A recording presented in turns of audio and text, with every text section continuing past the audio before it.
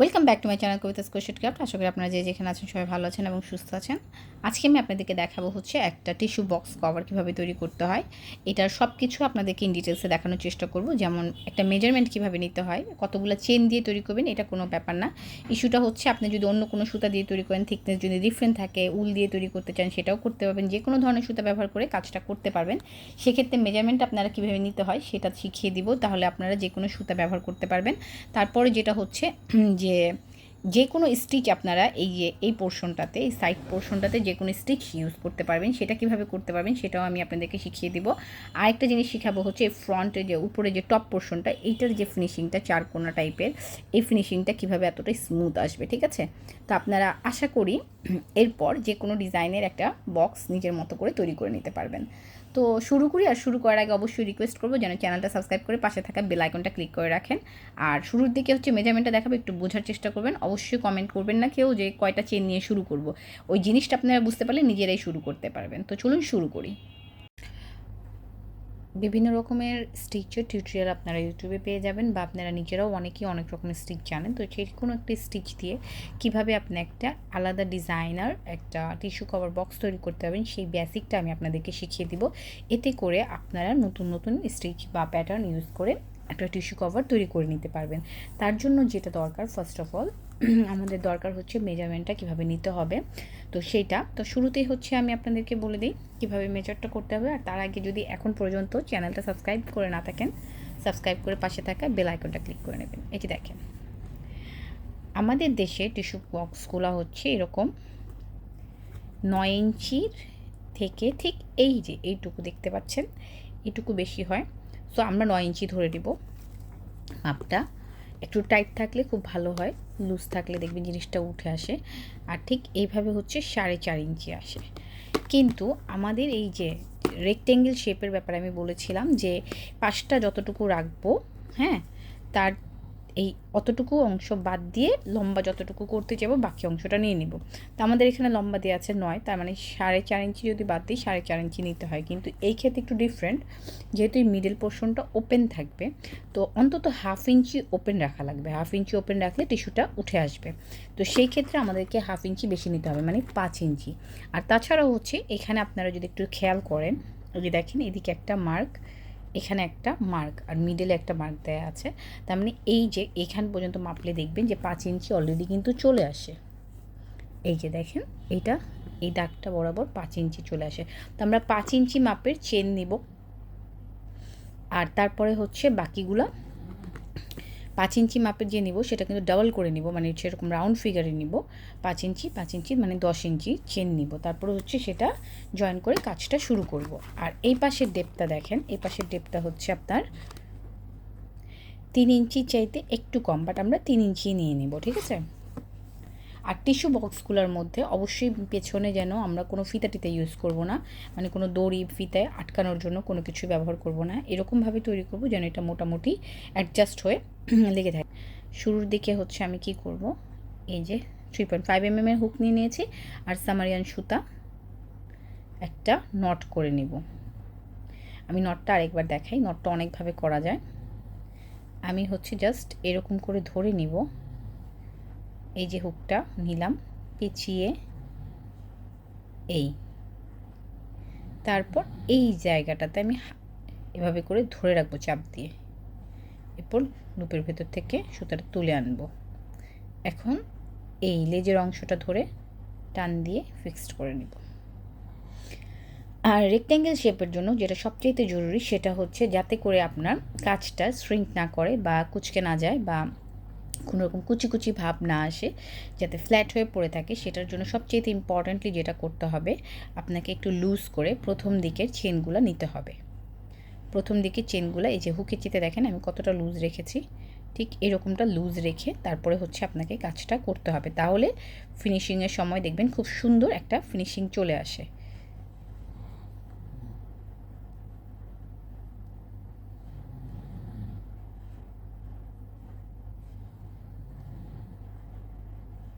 এইরকম, ঠিক এরকম করে আমরা চেন করে নিব ঠিক 10 ইঞ্চি মাপের। আমার 10 ইঞ্চি মাপটা হয়ে গেল। এই যে দেখেন খুব বেশি টান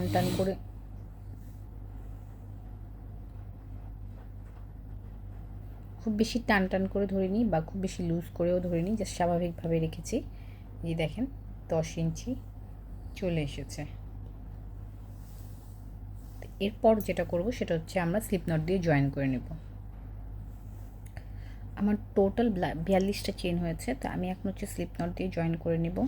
সেক্ষেত্রে একদম প্রথম যে স্টিচটা ছিল সেই স্টিচের মধ্যে স্লিপ নট দিয়ে জয়েন করে ফেলব।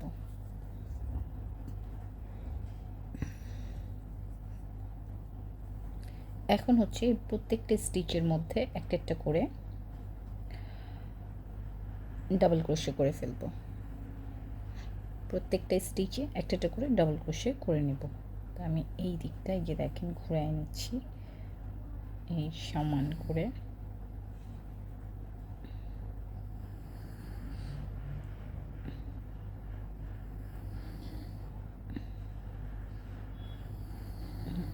এই যে এরকম করে আমি হচ্ছে এখন জাস্ট কী করলাম, প্রথম যে স্টিচটা ছিল সেটার মধ্যে স্লিপ নট দিয়ে জয়েন করে নিব, আর এই ঘরটার মধ্যে হচ্ছে ডাবল ক্রোশে করব। তো ডাবল ক্রোশে করার জন্য যেটা করব, প্রথমে হচ্ছে আমি 2টা চেন করে নেব, এটাকে as a double crochet count করব। তার পরবর্তী ঘরগুলাতে একটা একটা করে ডাবল ক্রোশে করে নেব।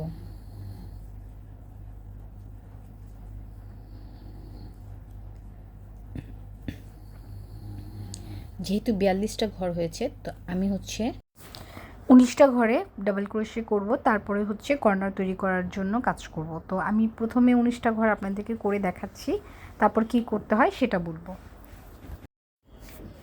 আমার 19টা ডাবল ক্রোশে করা শেষ হয়ে গিয়েছে। এখন 19 নম্বর ঘরটাতে আমি আরও একটা ডাবল ক্রোশে করে ফেলবো।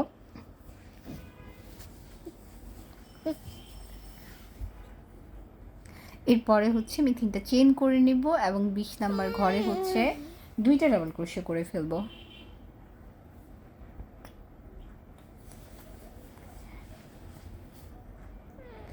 একুশ নম্বর ঘরেও হচ্ছে আমি 2টা ডাবল ক্রোশে করে ফেলবো।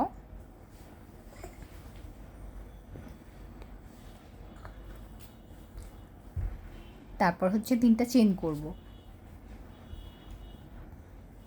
এরপর পরবর্তী ঘরে হচ্ছে 2টা ডাবল ক্রোশে করে নিব।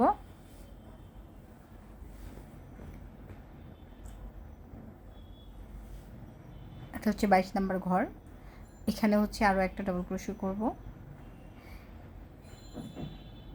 এই যে দেখেন কর্নারটা কিন্তু 2টা কর্নার চলে এসেছে আমাদের। আর এই যে 2 চেন যে ছিল, মানে 19টার পরে 2টা চেন, তো ওই 2টা হচ্ছে মিডলের যে গ্যাপটা সেটার জন্য আমি রেখেছি।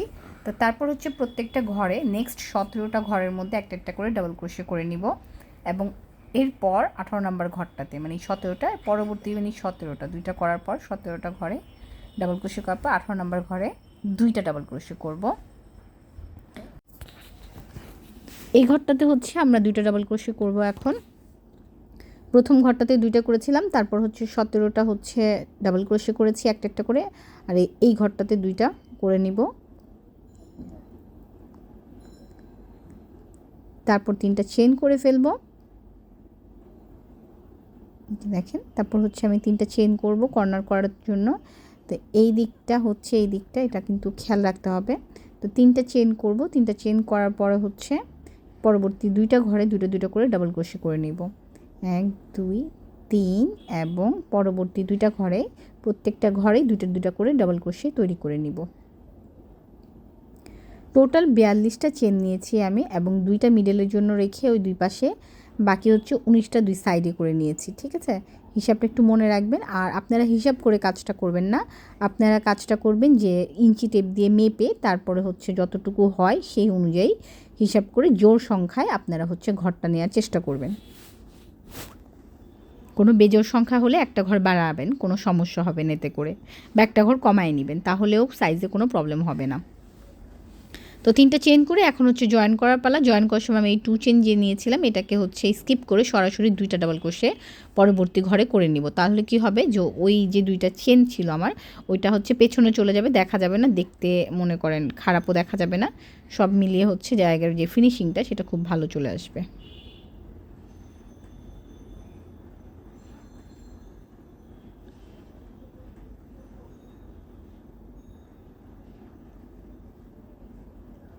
সবসময় হচ্ছে জয়েনের দিকতে একটু সাবধানে কাজ করলে দেখা যায় যে ফিনিশিংটা অনেক ভালো চলে আসে।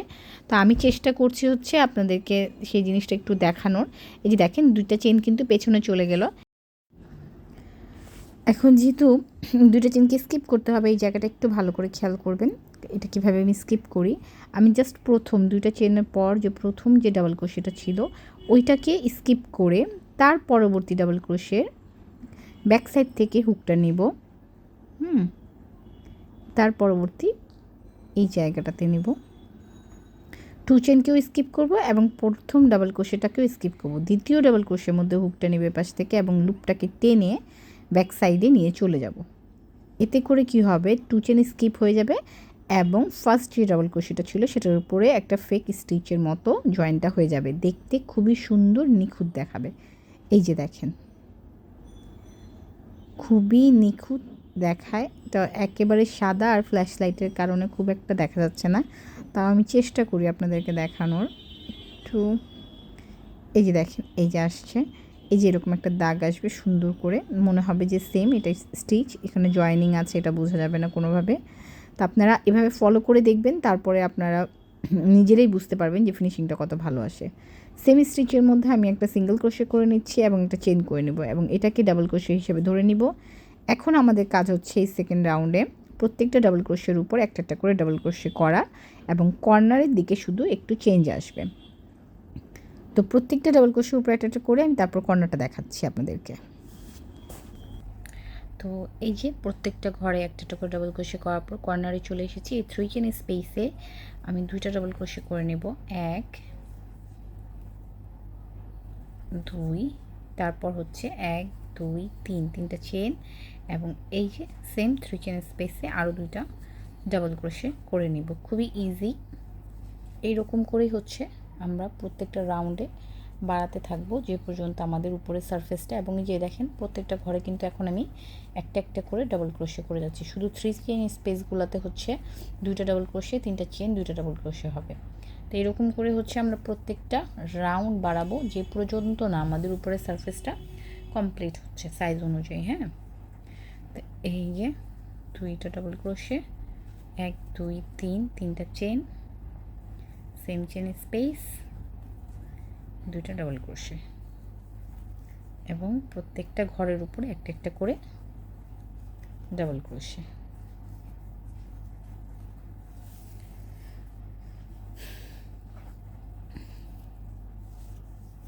তো আমি হচ্ছে শেপটা বক্সের সারফেস পর্যন্ত কমপ্লিট করি, এরকম এত বড় করি, তারপর আপনাদেরকে দেখাচ্ছি কি করতে হবে।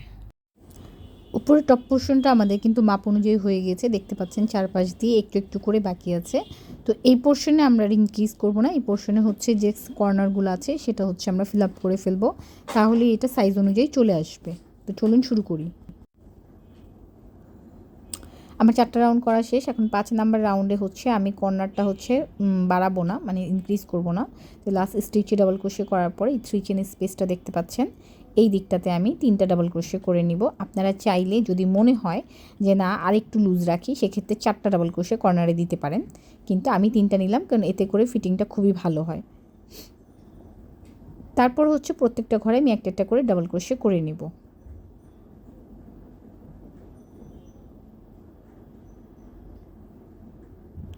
এই ফিটিংয়ে যদি আপনি তৈরি করেন সেক্ষেত্রে হচ্ছে নিচে কোনো দড়ি দিতে হবে না, এটা এভাবেই মানে খুব ভালো ফিট হয়ে বসে থাকবে কভারটা।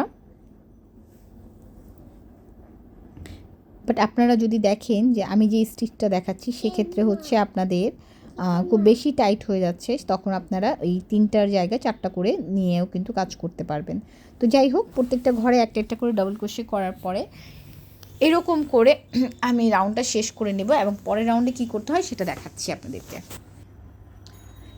এই রাউন্ডে হচ্ছে আমি হচ্ছে সিঙ্গেল ক্রোশে দিয়ে কাজ করব এরপর থেকে প্রত্যেকটা রাউন্ডে। এই 2টা রাউন্ড আপনারা দেখলেই হচ্ছে বুঝতে পারবেন। তো আমি আপনাদেরকে প্রথম রাউন্ডটা দেখাই। জয়েন করার পরে হচ্ছে যে কোনো একটা ঘরে, মানে যেটা আসলে আপনার জয়েন করার পর যে ঘরটায় পড়বে সেখানে একটা সিঙ্গেল ক্রোশে নিয়ে নিব, তারপর একটা চেন করব, তার পরবর্তী ঘরটা স্কিপ করে দ্বিতীয় ঘরে আমি একটা সিঙ্গেল ক্রোশে করে ফেলবো। খুবই সিম্পল একটা স্টিচ আমি ইউজ করছি এখানে। একটা চেন, একটা ঘরে স্কিপ করব এবং পরবর্তী ঘরে একটা সিঙ্গেল ক্রোশে করে নিব। তারপরে একটা চেন করব, তারপরে পরবর্তী ঘরে স্কিপ করে দ্বিতীয় ঘরে আমি একটা সিঙ্গেল ক্রোশে করে ফেলবো। তো এইরকম করে আমি ফুল রাউন্ডটা কমপ্লিট করে নিব। এর পরের রাউন্ডটা আমি কিভাবে কি করতে হয় দেখাচ্ছি। আমি হচ্ছে এই ডিজাইনটা তৈরি করতে 2টা কালার ব্যবহার করছি। আপনারা চাইলে এর চেয়ে বেশি কালারও ব্যবহার করতে পারবেন। এটা খুবই সুন্দর একটা কালার, শেডের যদি কালার ব্যবহার করেন সেক্ষেত্রেও খুব সুন্দর দেখাবে। তো আমি আসলে এই যে দেখেন এভাবে করেছি। তো এটা কমপ্লিট করে পরবর্তী রাউন্ড আপনাদেরকে দেখাচ্ছি। এই রাউন্ডে হচ্ছে জয়েন করবো এবং জয়েন করবো হচ্ছে সিঙ্গেল ক্রোশের পরবর্তী যে চেনটা করেছিলাম 1 চেন, সেই জায়গাটাতে 1 চেনের যে ব্যাক সাইড থেকে আমরা জাস্ট হুকটা নিব। হুকটা নিয়ে ফ্রন্টের দিক থেকে এই লুপটাকে হুকের সাহায্যে ব্যাক সাইডে নিয়ে চলে যাব। এতে করে একটা স্টিচের মতো, ফেক স্টিচের মতো উপর দিকে দেখা যাবে, যেটা ফিনিশিংয়ের জন্য খুবই ভালো হবে। এরপর ঠিক 1 চেন স্পেসটার মধ্যে আমরা একটা সিঙ্গেল ক্রোশে করে নেব, একটা চেন করব এবং পরবর্তী সিঙ্গেল ক্রোশেটাকে স্কিপ করে 1 চেন স্পেসে একটা সিঙ্গেল ক্রোশে করব। এখন থেকে আমাদের কাজ হচ্ছে প্রতি রাউন্ডেই যে 1 চেন স্পেসগুলো ক্রিয়েট হবে সেই রাউন্ডের মধ্যে কাজ করা, সেই রাউন্ডের মানে 1 চেন স্পেসগুলোতে একটা করে সিঙ্গেল ক্রোশে করব এবং একটা চেন দিয়ে আগের রাউন্ডের সিঙ্গেল ক্রোশেকে স্কিপ করে 1 চেন স্পেসে একটা সিঙ্গেল ক্রোশে করে নেব। তো প্রতি রাউন্ডে কাজটাই হচ্ছে যে 1 চেন স্পেসে কাজ করব এবং সিঙ্গেল ক্রোশে করব। আর পরবর্তী যে রাউন্ডগুলো আসবে সেখানে হচ্ছে কালার চেঞ্জ করার জন্য মিনিমাম 2টা করে আমরা রাউন্ড কমপ্লিট করব, আদারওয়াইজ কিন্তু স্টিচের প্যাটার্নটা অন্যরকম হয়ে যাবে। মানে যেই কালারটাই আমরা ব্যবহার করি না কেন 2টা রাউন্ড করব, তারপরে হচ্ছে কালার আমরা চেঞ্জ করব। তো এই যে দেখেন আমার 2টা রাউন্ড করা শেষ। এখন আমি কালার চেঞ্জ করব, কীভাবে করবো সেটা একটু দেখিয়ে দিই, এতে করে আপনাদেরও ফিনিশিংটা ভালো আসবে। এই যে খেয়াল করবেন জয়েন যেভাবে করেছিলাম ঠিক সেভাবেই, এবং ওই দিক থেকে আমি গ্রিন কালারটা নিয়ে নিলাম। আর এই যে লাইট কালারটা দেখতে পাচ্ছেন এটাকে পেছন থেকে একটু টেনে অ্যাডজাস্ট করে নিব, তখন আর এটা চেনের মতো দেখা যাবে না। এই পর্যায়ে আমি জাস্ট 1 চেন স্পেসে সরাসরি হুকটা নিব এবং এই গ্রিন কালারটা নিয়ে এসে একটা সিঙ্গেল ক্রোশে করে ফেলবো। তারপর একটা চেন করব, আগের রাউন্ডের সিঙ্গেল ক্রোশেকে স্কিপ করে 1 চেন স্পেসের মধ্যে একটা সিঙ্গেল ক্রোশে করে নেব, একটা চেন করব, স্কিপ করে 1 চেন স্পেসে একটা সিঙ্গেল ক্রোশে করে নেব। তো এইরকম করে আমরা অনেকগুলো রাউন্ড করবো। আমি টোটাল রাউন্ড করেছি মেবি 10 কি 12টা। তো এইরকম করে কালার চেঞ্জ করতে করতে কাজ করব। আমি আসলে রাউন্ড করেছি টোটাল 1 2 3 4 5 6 7 8 9 10 11 12 13 14 15টা রাউন্ড করেছি। আর লাস্টে হচ্ছে আমি বর্ডার তৈরি করেছি। তো এই 15টা রাউন্ড শেষে আমি হচ্ছে এখন বর্ডার তৈরি করব। এই বর্ডারটা হচ্ছে আমি কি করছি দেখেন, একটা স্লিপ স্টিচ, একটা চেন, পরবর্তী স্টিচের মধ্যে একটা স্লিপ স্টিচ, একটা চেন, তার পরবর্তী 1 চেন স্পেসেও একটা স্লিপ স্টিচ এবং একটা চেন, সিঙ্গেল ক্রোশের মধ্যে একটা স্লিপ স্টিচ, একটা চেন, মানে হচ্ছে এটা একটা জিগজ্যাগ প্যাটার্ন বলে। তো এটার জন্য হচ্ছে প্রত্যেকটা স্টিচের মধ্যে কাজ করতে হয়। যেমন আমাদের আছে 2টা করে স্টিচ, যেমন একটা 1 চেন স্পেস এবং একটা সিঙ্গেল ক্রোশে, আমরা 2টার উপরেই প্রথমে হচ্ছে একটা স্লিপ স্টিচ করব, তারপর একটা চেন করব, এভাবে করে রাউন্ডটা কমপ্লিট করব। তো কমপ্লিট করার পর দেখতে এরকমটা হয়েছে। তো আশা করি আপনাদের ভালো লেগেছে। ভালো লাগলে অবশ্যই লাইক কমেন্ট শেয়ার করে জানাবেন। ধন্যবাদ সবাইকে, সবাই ভালো থাকবেন।